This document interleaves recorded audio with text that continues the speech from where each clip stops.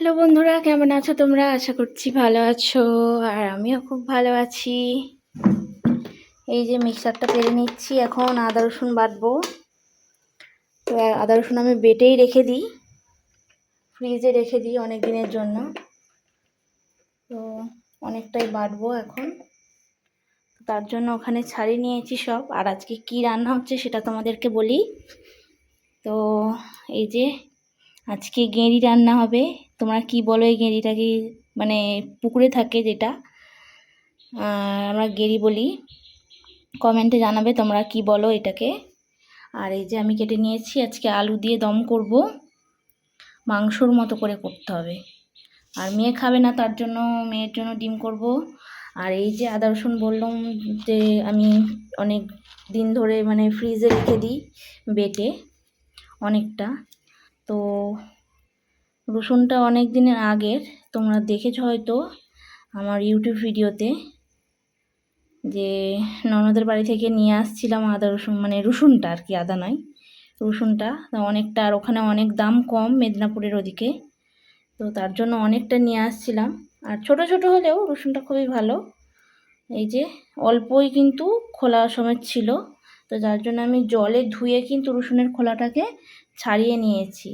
আর আদা এই যে অল্প করে আদা নিয়েছি, কারণ অল্প করে এখন বাটবো। আর এইগুলো হচ্ছে ছাড়িয়ে রেখেছি, কেননা মানে যখনই বাটবো তখনই নইলে আমাকে ছাড়াতে হবে, তার জন্য একেবারে ছাড়িয়ে নিয়েছি আজকে, রেখে দেবো এরকম করেই। আর দেখো গাছ বেরিয়ে গেছে, দেখো গাছ বেরিয়ে গেছে, কারণ অনেক দিন হয়ে গেছে ফ্রিজেই ছিল চিকের মধ্যে।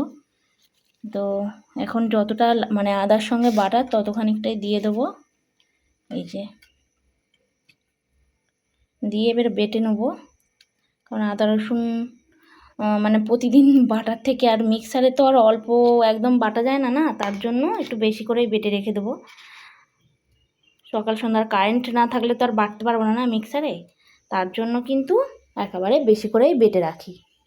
চলো আমি বেটে নিয়ে আসি, তারপরে রান্নাবান্না শুরু করব, আর তোমরাও ভিডিওটা দেখতে থাকো। এই যে 4টে লঙ্কা দিয়ে দিয়েছি, জলও দিয়ে দিয়েছি পরিমাণ মতো, এবার বেটে নেবো।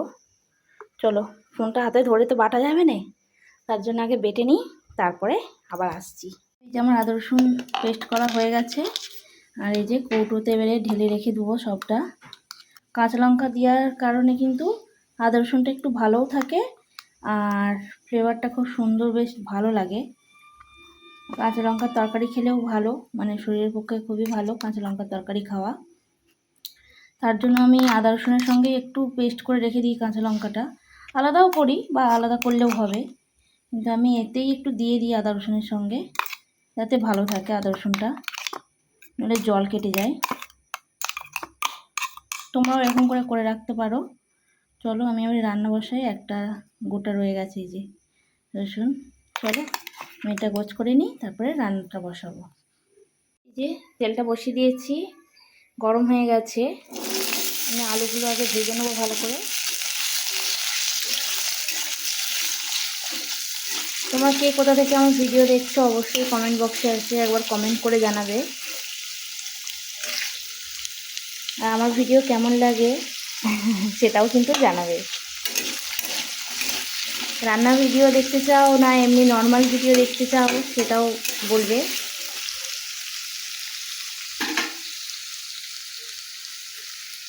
চলো রান্না করতে থাকি আর তোমরা দেখতে থাকো ভিডিওটা।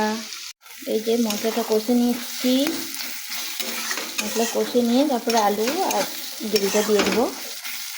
সেগুলো কষতে হবে ভালো করে, মশলাটা আর একটু ভালো করে কষবো। লাল লাল ঝাল ঝাল হয়েছে আজকে, অনেকদিন পরে অনেকটা ঝাল দিয়েছি, এত ঝাল দিয়ে খাওয়া হয়নি। এই যে দিয়ে দিয়েছি, মশলাটা কষানো হয়ে গেছিলো, তার জন্য গ্রেভিটা আর আলুটা দিয়ে দিয়েছি, দিয়ে এবার ভালো করে একটু কষে নেবো, তারপরে একটু জল দেবো।